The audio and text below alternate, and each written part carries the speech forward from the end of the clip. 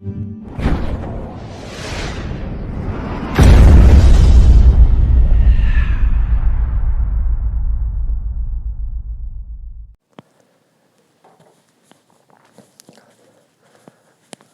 Students, reactive intermediates में हम carbocation already पढ़ चुके हैं पिछले वीडियो में, जिसका लिंक यहाँ पर दिया हुआ है। आज हम बात करेंगे कार्बेनियन की। कार्बेनियन क्या है? जैसे नाम से हमें पता चलता है, कार्बेनियन या कार्ब एनाइन। एनाइन का मतलब होता है नेगेटिव चार्ज। तो कार्बेनियन क्या है? ये एक ग्रुप ऑफ एटम्स है जिसमें कार्बन एटम के ऊपर एक नेगेटिव चार्ज है, और उस कार्बन एटम पर अगर हम वैलेंस इलेक्ट्रॉन्स देखें तो total number of valence electrons उस पर 8 हैं। So a carbanion is a group of atoms in which a carbon atom carries a negative charge and contains 8 electrons in its valence shell. अब यहाँ पर क्या होता है, कार्बेनियन में एक कार्बन एटम के ऊपर 3 एटम्स या ग्रुप्स अटैच्ड होते हैं, जिनको हम इस तरह से रिप्रेजेंट कर सकते हैं। 3 एटम्स या ग्रुप्स आर, यहाँ पर जो हमने लिखा है, these can be hydrogen atoms, these can be alkyl groups, or aryl groups, या फिर कुछ और भी ऑर्गेनिक ग्रुप हो सकते हैं। इन 3 के अलावा इस कार्बन एटम पर एक लोन पेयर ऑफ इलेक्ट्रॉन्स होता है। इस तरह से कार्बन के 8 इलेक्ट्रॉन्स हो गए, और कंसेप्ट ऑफ फॉर्मल चार्ज के मुताबिक इस कार्बन का चार्ज आता है नेगेटिव चार्ज। तो ये आ गया कार्बेनियन क्या होता है। कार्बेनियन को हम क्लासीफाई कर सकते हैं जस्ट लाइक कार्बोकैटायंस। इनको भी हम क्लासीफाई कर सकते हैं into 3 types, that is primary, secondary and tertiary.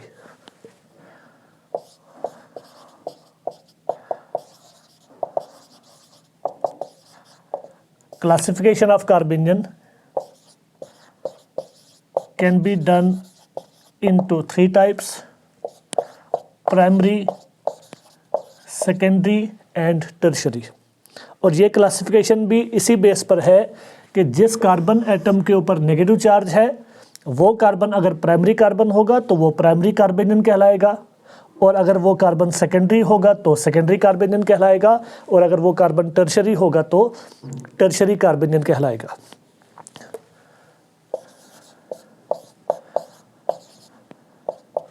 जैसे इस कार्बेनियन को आप देखें, carbon atom is attached with 1 are.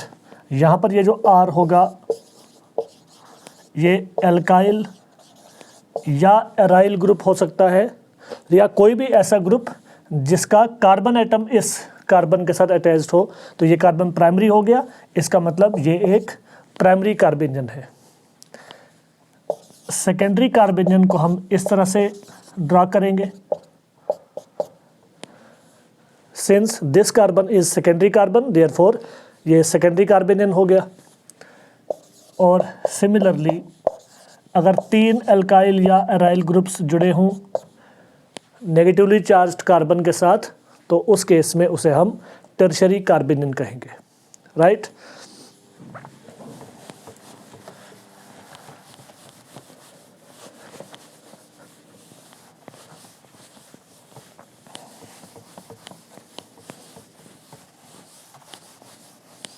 अब हम देखेंगे कि कार्बेनियन की फॉर्मेशन कैसे होती है।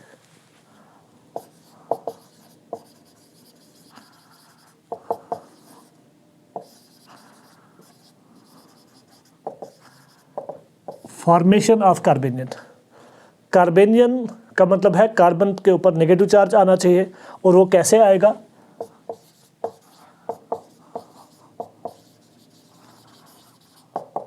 बाय हेटेरोलिसिस।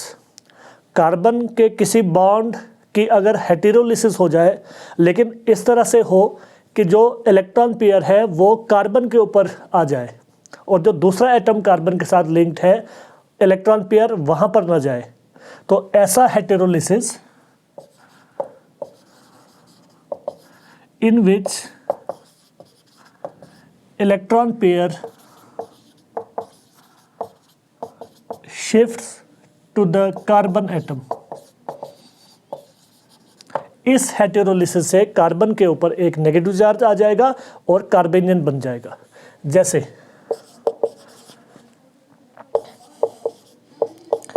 एक बेस की प्रेजेंस में, जैसे मान लीजिए सोडियम हाइड्रोक्साइड या पोटेशियम हाइड्रोक्साइड जो OH नेगेटिव प्रोड्यूस करता है, एक बेस की प्रेजेंस में अगर हम किसी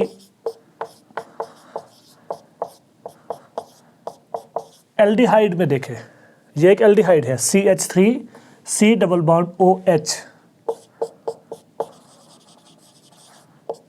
इथेनॉल या जिसे हम कॉमनली एसिटल्डिहाइड कहते हैं।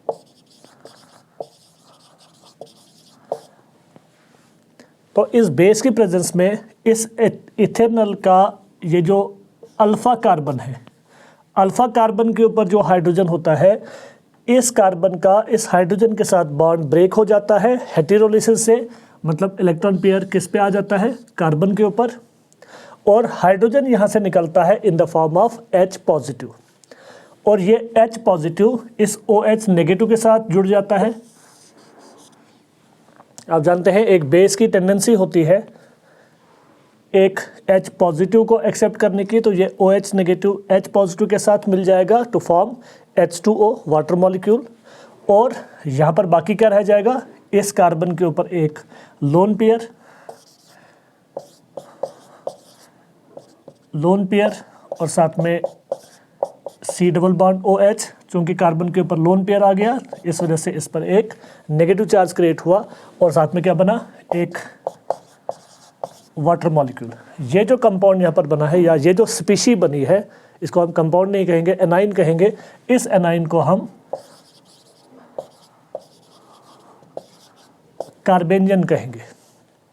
ठीक है, ये रिएक्शन शो करती है कि एल्डिहाइड्स में जो अल्फा कार्बन के ऊपर हाइड्रोजन होते हैं, they are acidic in nature. This hydrogen is an acidic hydrogen. Acidic hydrogen का मतलब होता है replaceable hydrogen, right? It can be replaced in the form of H positive, that is why it is called acidic hydrogen. तो carbanion बन गया। ऐसी ही एक और एग्जांपल हम देंगे।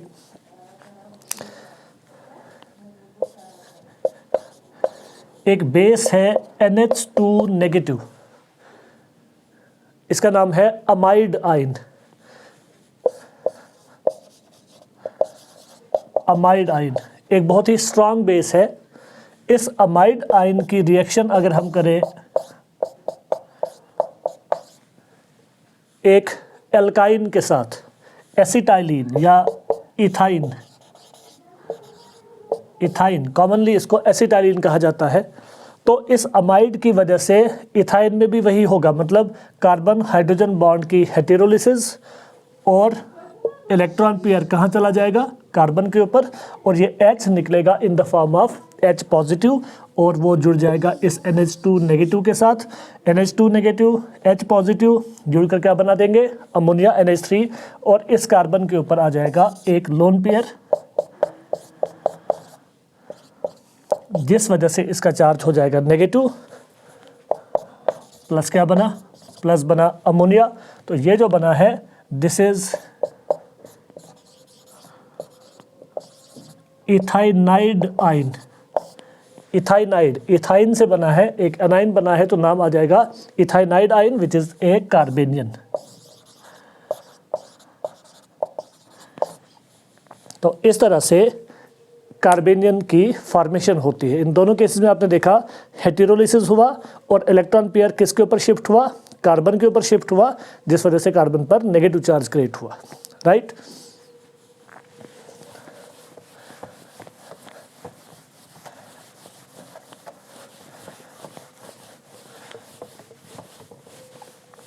अब हम देखेंगे orbital structure of कार्बेनियन।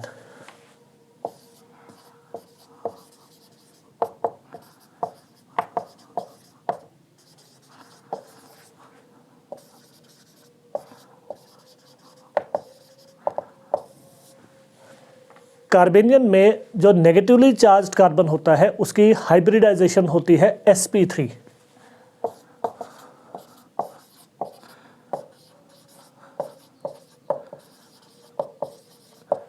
The carbanionic carbon is sp3 hybridised, और sp3 हाइब्रिडाइजेशन को हम टेट्राहेड्रल हाइब्रिडाइजेशन भी कहते हैं। अब टेट्राहेड्रल का मतलब है कि ये जो नेगेटिवली चार्ज कार्बन है, इसके जो 4 इलेक्ट्रॉन पेयर्स हैं उनका अरेंजमेंट टेट्राहेड्रल है। लेकिन उन 4 में से आप देखते हैं, उन 4 में से जो 3 होते हैं दे आर बॉन्डेड पेयर्स, और एक होता है लोन पेयर।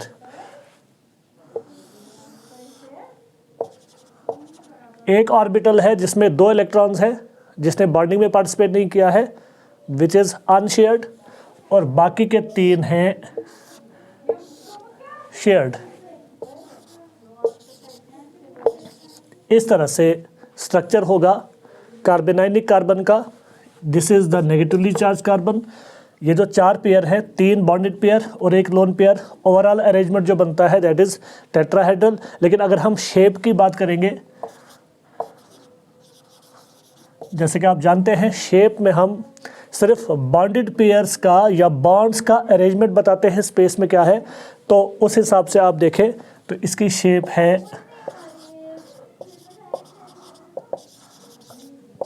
पिरामिडल। जैसे अमोनिया मॉलिक्यूल की शेप होती है, अमोनिया मॉलिक्यूल की शेप भी इसी तरह से होती है ना, 3 हाइड्रोजन पिरामिडल शेप में, और एक ऑर्बिटल होती है sp3 हाइब्रिड ऑर्बिटल जिसमें लोन पेयर होता है। तो कार्बेनियन की शेप भी अमोनिया की तरह होती है पिरामिडल, और हाइब्रिडाइजेशन sp3।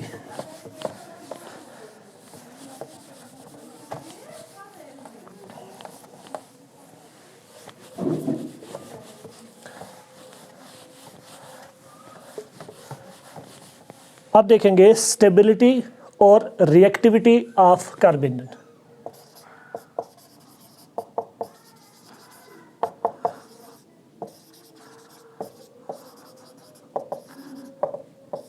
स्टेबिलिटी ऑफ कार्बेनियन हम डिस्कस करेंगे, रिएक्टिविटी हमें ऑटोमेटिकली पता चल जाएगा।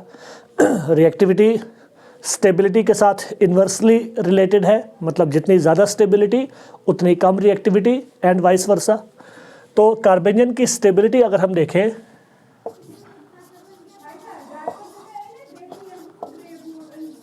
It depends on 3 factors.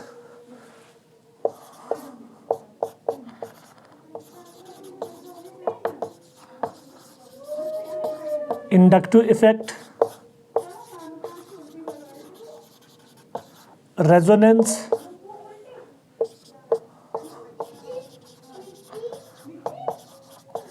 S character of the carbon atom. ठीक है, 3 फैक्टर्स है। पहला फैक्टर हम डिस्कस करेंगे इंडक्टिव इफेक्ट। अब देखिए, हमने कार्बेनियन का जनरल फार्मूला इस तरह से लिखा था, कार्बन एटम कंटेनिंग 3R, जिसमें मैंने कहा था कि ये 3R एल्काइल हो सकते हैं, एराइल हो सकते हैं, कोई और ग्रुप्स भी हो सकते हैं, इवन हाइड्रोजन भी हो सकते हैं। तो अगर ये R ग्रुप्स मान लीजिए अल्काइल है, तो इन अल्काइल ग्रुप्स का कैसा इफेक्ट होता है? अगर आप इंडक्टिव इफेक्ट देखें तो इनका इंडक्टिव इफेक्ट होता है +I।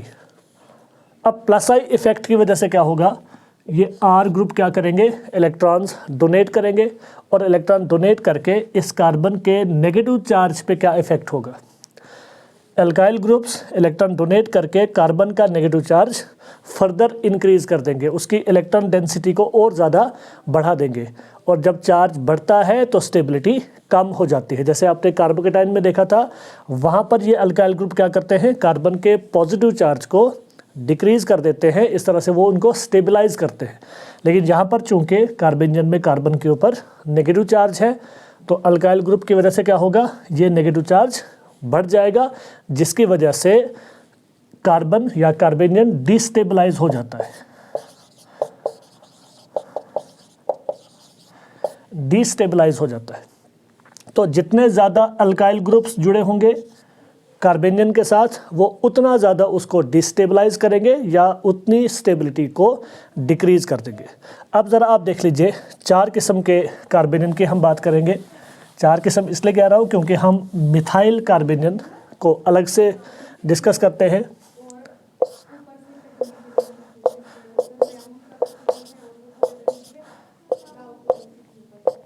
मिथाइल कार्बेनियन,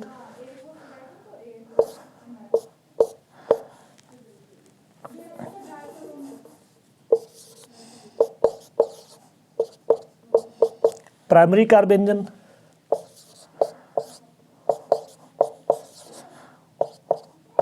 सेकेंडरी कार्बेनियन और टर्शरी कार्बेनियन। तो इन चारों को अगर हम कंपेयर करें, मिथाइल कार्बेनियन में कार्बन के ऊपर सिर्फ हाइड्रोजन एटम्स हैं जो इस कार्बन की इलेक्ट्रॉन डेंसिटी पे कोई ज़्यादा इफेक्ट नहीं करेंगे।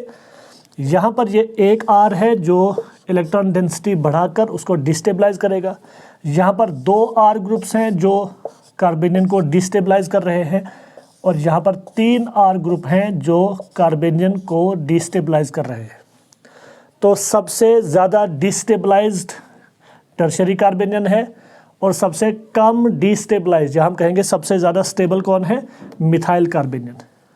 तो ऑर्डर ऑफ स्टेबिलिटी इस तरह से आ जाएगा, मिथाइल कार्बेनियन सबसे ज़्यादा स्टेबल, जो बाकी के प्राइमरी कार्बेनियन है वो उससे थोड़ा कम, सेकेंडरी और कम, और टर्शरी लीस्ट स्टेबल होगा। किस बेसिस पर? On the basis of inductive effect या plus I effect.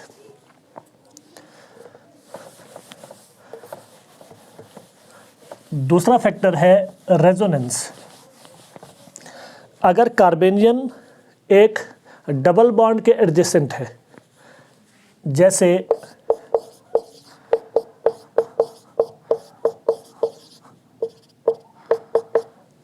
Allyl कार्बेनियन, allyl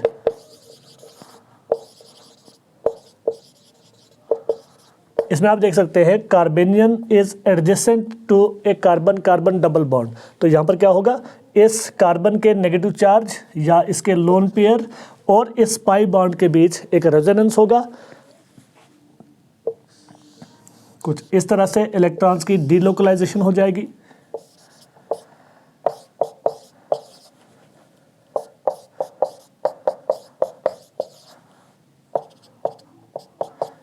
in this way ये जो कार्बन का लोन पेयर था वो यहाँ पर शिफ्ट हो गया, यहाँ से पाई इलेक्ट्रॉन इस कार्बन पे शिफ्ट हो गया, एक और स्ट्रक्चर बन गया। तो इस रेजोनेंस की वजह से जो कार्बन का नेगेटिव चार्ज था वो शेयर हो गया इस कार्बन के साथ या डिस्पर्स हो गया, और जब चार्ज डिस्पर्स हो जाता है तो स्टेबिलिटी इंक्रीज हो जाती है। तो जहाँ पर भी ऐसा केस होगा जहाँ पर कार्बेनियन किसी मल्टीपल बॉन्ड के साथ या डबल बॉन्ड के साथ रेजोनेंस कर पाए तो वहाँ पर स्टेबिलिटी इंक्रीज हो जाएगी। Stability increases due to resonance, और रेजोनेंस जितना ज़्यादा होगा, मतलब जितने ज़्यादा डबल बॉन्ड्स इसके साथ रेजोनेंस के काबिल होंगे उतनी ज़्यादा स्टेबिलिटी भी इंक्रीज होगी। अगर हम बेंजाइल कार्बेनियन की बात करें, मतलब बेंजीन ग्रुप के साथ, बेंजीन रिंग के साथ एक CH2 ग्रुप है और कार्बन के ऊपर नेगेटिव चार्ज है, ये बन गया बेंजाइल कार्बेनियन। इसमें ये जो कार्बन का लोन पेयर है बेंजीन के 3 डबल बॉन्ड्स के साथ रेजोनेंस कर सकता है, मतलब यहाँ पर स्टेबिलिटी और ज़्यादा इंक्रीज होगी। और अगर कार्बेनाइनिक कार्बन के साथ एक से ज़्यादा बेंजीन रिंग्स अटैच्ड हों तो फिर रेजोनेटिंग स्ट्रक्चर्स का नंबर भी बढ़ता जाएगा और स्टेबिलिटी और ज़्यादा इंक्रीज होती जाएगी। तीसरा फैक्टर जो स्टेबिलिटी को अफेक्ट करता है वो है S character of the carbon. S character हमने हाइब्रिडाइजेशन में पढ़ा है। S character is related with hybridisation. मान लीजिए हमारे पास 3 डिफरेंट कार्बेनियन हैं जिनमें कार्बन की हाइब्रिडाइजेशन में डिफरेंस है, जैसे इथाइल कार्बेनियन। इथाइल कार्बेनियन में ये जो कार्बन एटम है it is sp3 hybridised,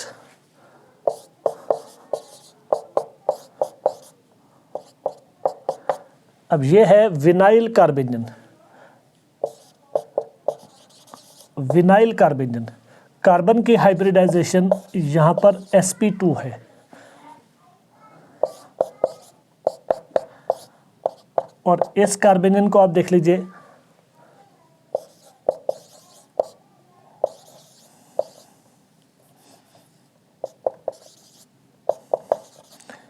एसिटाइलाइड ion, जिसको हमने इथाइनाइड आयन भी कहा था, इसमें जो कार्बन एटम है negatively charge carbon atom, it is sp hybridised. अब इन तीन किस्म की हाइब्रिडाइजेशन में s कैरेक्टर में क्या डिफरेंस होता है? sp3 हाइब्रिडाइजेशन में s कैरेक्टर 25% है, sp2 हाइब्रिडाइजेशन में s कैरेक्टर है 33.33%, जबकि sp हाइब्रिडाइजेशन में s कैरेक्टर है 50%। और आप लोग जानते हैं कि s कैरेक्टर इलेक्ट्रॉन नेगेटिविटी के साथ रिलेटेड होता है। जितना ज़्यादा s कैरेक्टर उतनी ज़्यादा इलेक्ट्रोनेगेटिविटी कार्बन की होगी, और जितना कम s कैरेक्टर उतनी इलेक्ट्रोनेगेटिविटी भी कम होगी। अब जाहिर सी बात है, जो कार्बन ज़्यादा इलेक्ट्रोनेगेटिव है उस पर नेगेटिव चार्ज ज़्यादा स्टेबल होगा, जो कार्बन कम इलेक्ट्रोनेगेटिव है उस पर नेगेटिव चार्ज उतना ही अनस्टेबल होगा। तो ऑन दैट बेसिस जब भी किसी sp हाइब्रिडाइज्ड कार्बन के ऊपर नेगेटिव चार्ज होगा तो वो ज़्यादा स्टेबल होगा as compare to sp2 hybridised carbon, और वो ज़्यादा स्टेबल होगा as compare to sp3 hybridised carbon. तो यहाँ पर आप स्टेबिलिटी का ऑर्डर कुछ इस तरह से देख सकते हैं, राइट। तो ये हमने तीन फैक्टर्स देख लिए। इसमें जो प्राइमरी, सेकेंडरी और टर्शरी की बात हो रही थी, वहाँ पर हमने देखा जो ऑर्डर ऑफ स्टेबिलिटी था वो इस तरह से था। प्राइमरी कार्बेनियन सबसे ज़्यादा स्टेबल था, टर्शरी कार्बेनियन सबसे कम स्टेबल था, जबकि कार्बोकैटाइन में ऑर्डर इसका रिवर्स था। अब स्टेबिलिटी का ऑर्डर अगर ये है तो रिएक्टिविटी का ऑर्डर इसके अपोजिट होगा। मतलब रिएक्टिविटी में अगर आप कंपेयर करेंगे प्राइमरी, सेकेंडरी और टर्शरी कार्बेनियन को, तो टर्शरी कार्बेनियन की रिएक्टिविटी सबसे ज़्यादा और प्राइमरी कार्बेनियन की रिएक्टिविटी सबसे कम होगी।